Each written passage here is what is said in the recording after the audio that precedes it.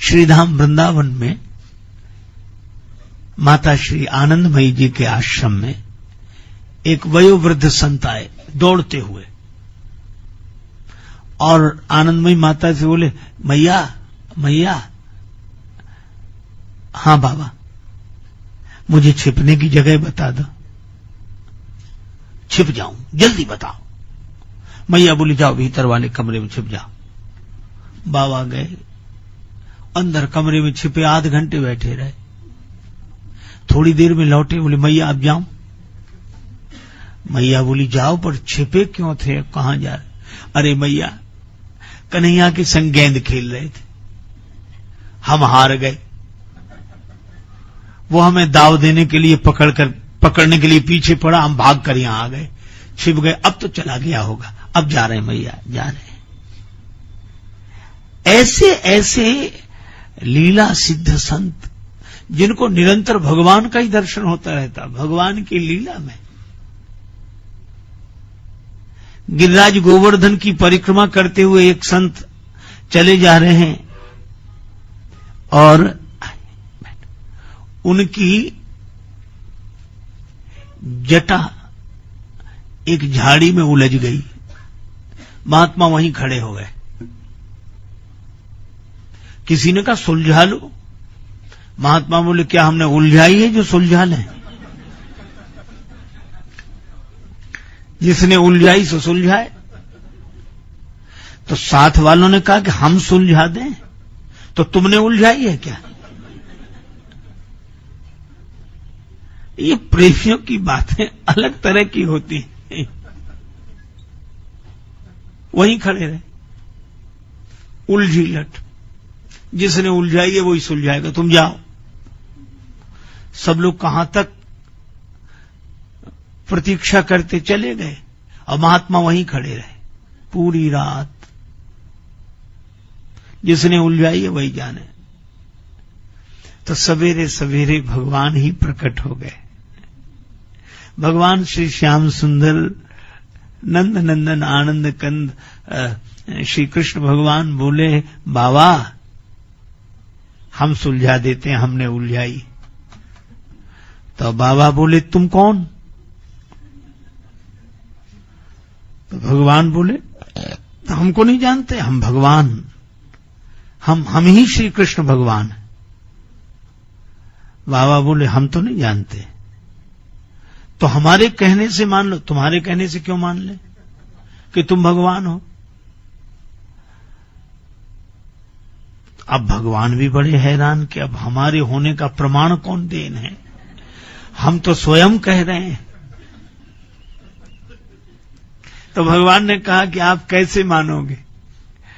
बाबा बोले, श्री राधिका जी आकर कह दें कि आप भगवान हो तो मान लेंगे।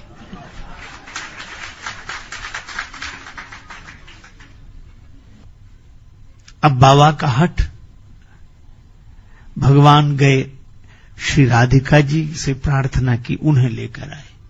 और जब श्री राधा कृष्ण भगवान प्रकट हुए, श्री राधिका जी ने कहा कि बाबा यही है श्री कृष्ण भगवान, यही है। तो बाबा मुस्कुराकर बोले, हमने तो पहले ही पहचान लिया था। पहले ही पहचान लिया था तो ये परेशान काहे को किया इन्हें? तो बाबा हंसकर कहने लगे कि अगर इनसे ऐसा न कहते तो आपका दर्शन कैसे होता।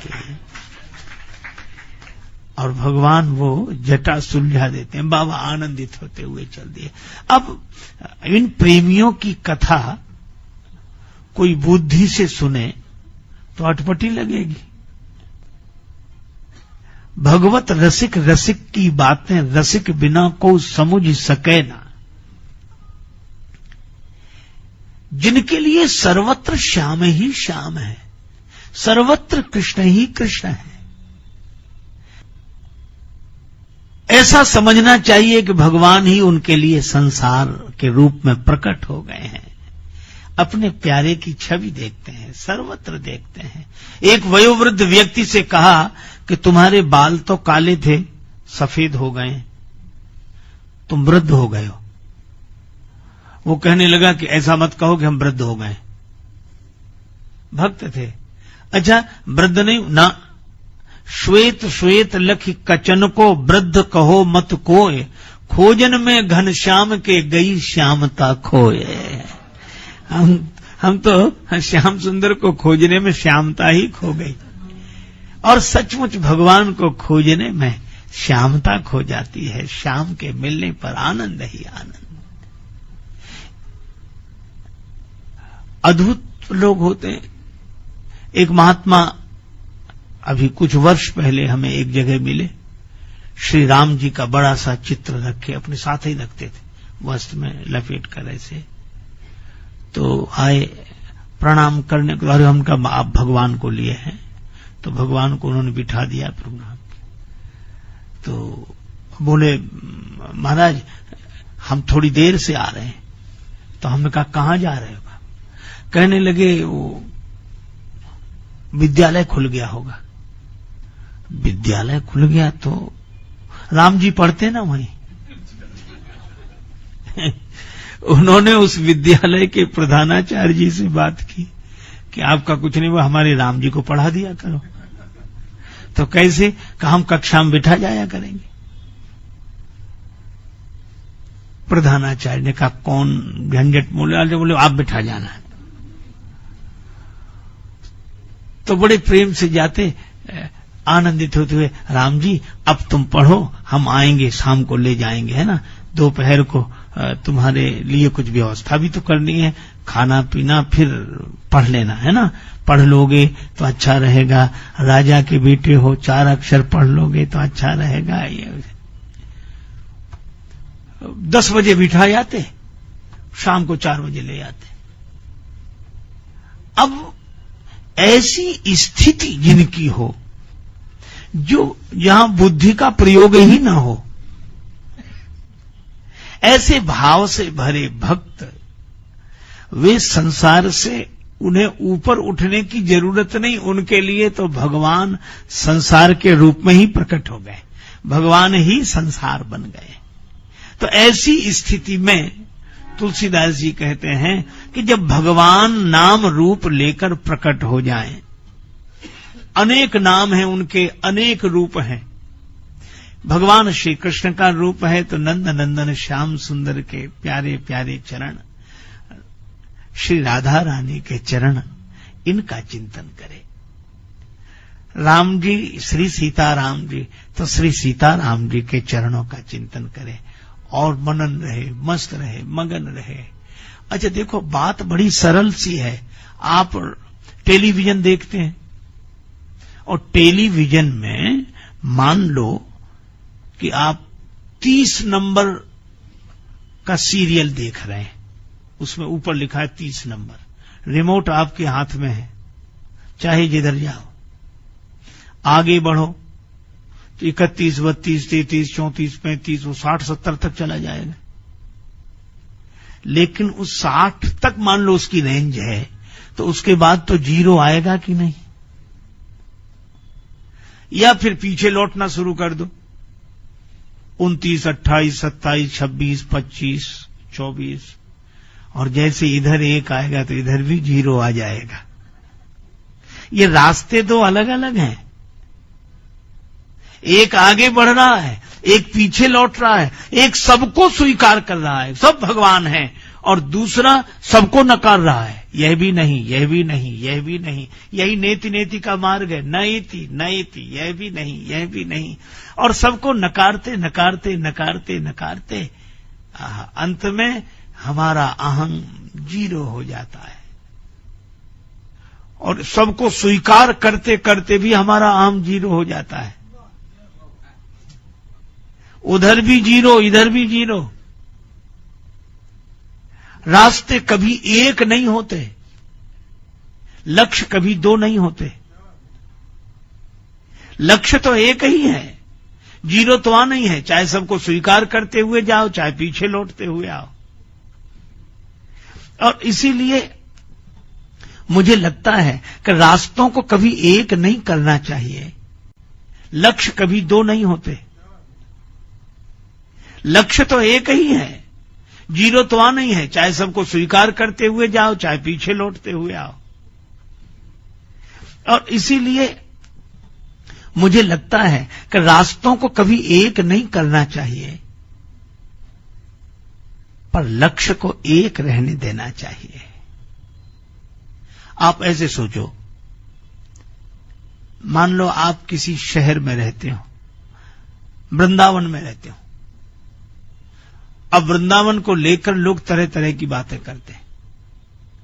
एक आदमी कह रहा है कि मैं बिल्कुल सही कह रहा हूं, वृंदावन पश्चिम में है।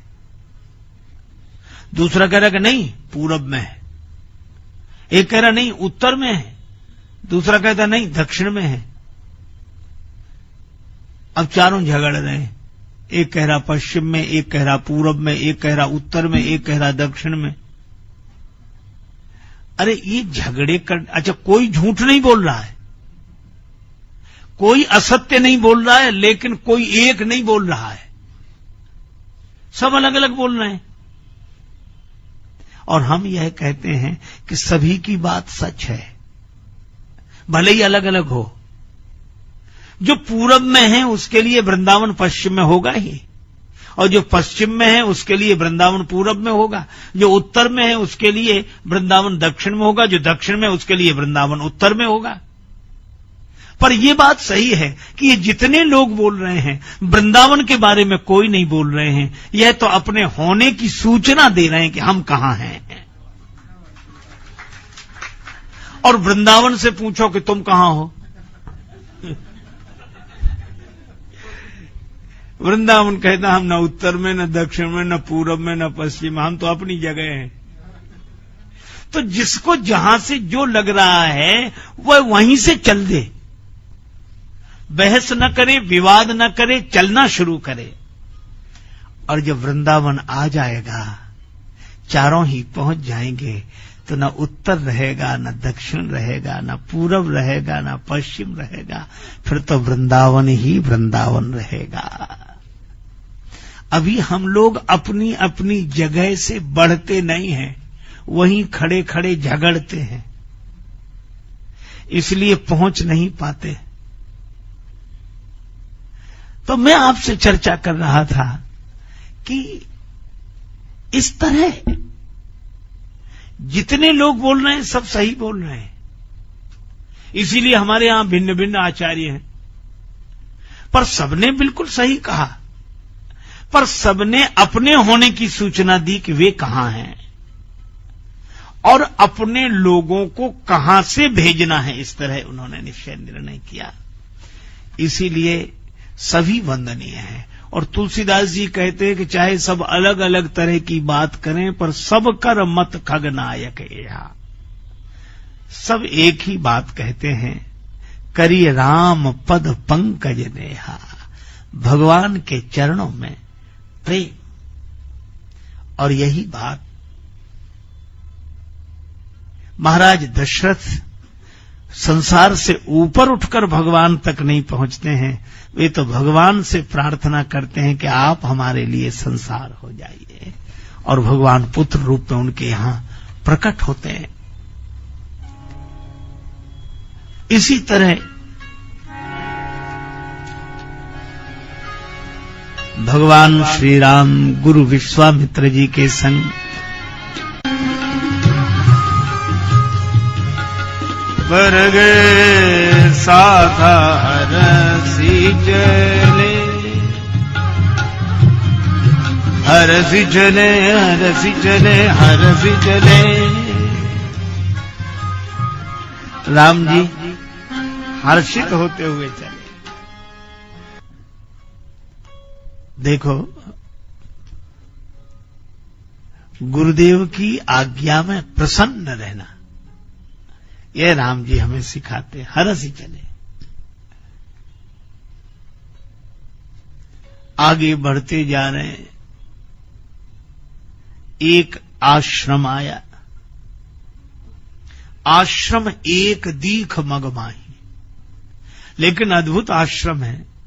यहां ऋषि मुनि मानव संत साधक कोई नहीं है,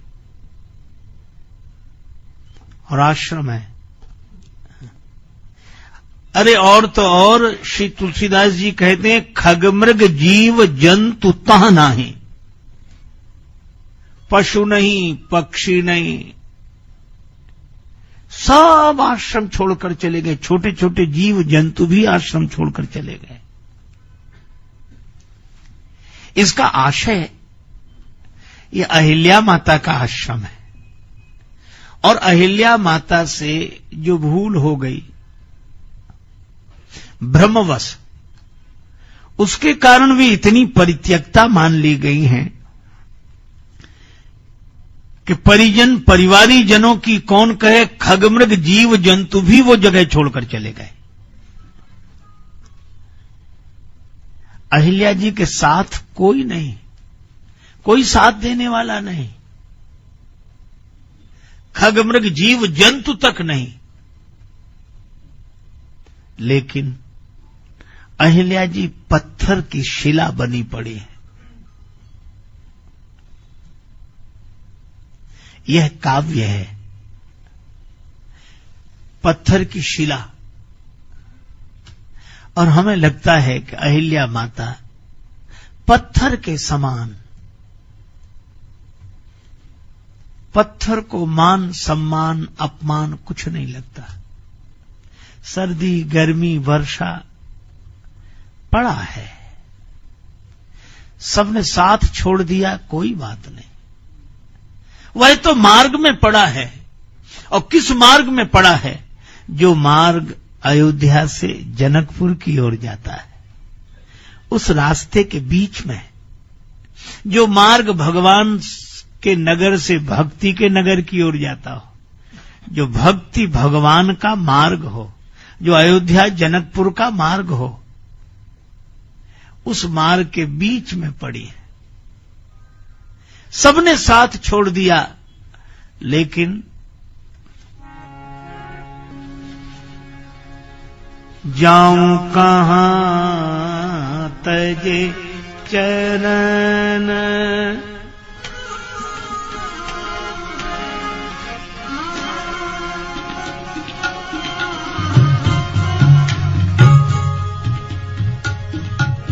चरण तुम्हारे जाऊं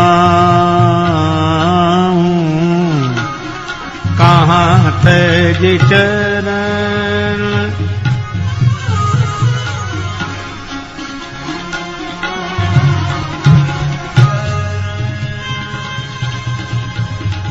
काको नाम पतित पावन जग के ही अति दीन प्यारे, जाऊं कहां तजे चरण,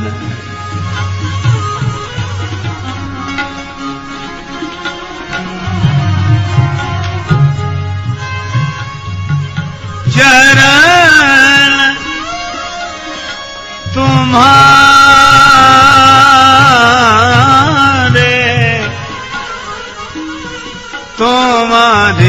तज चरण,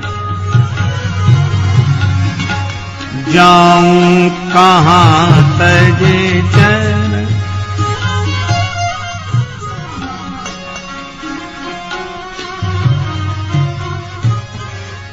आपके चरणों को छोड़कर और कहां जाएं? सब हमें छोड़कर चले गए।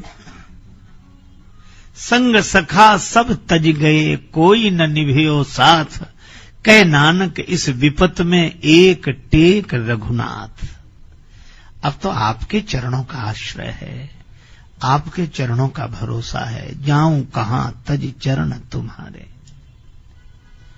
और हमारा आपका संबंध है, काको नाम पतित पावन जग। हम पतित, आप पतित पावन।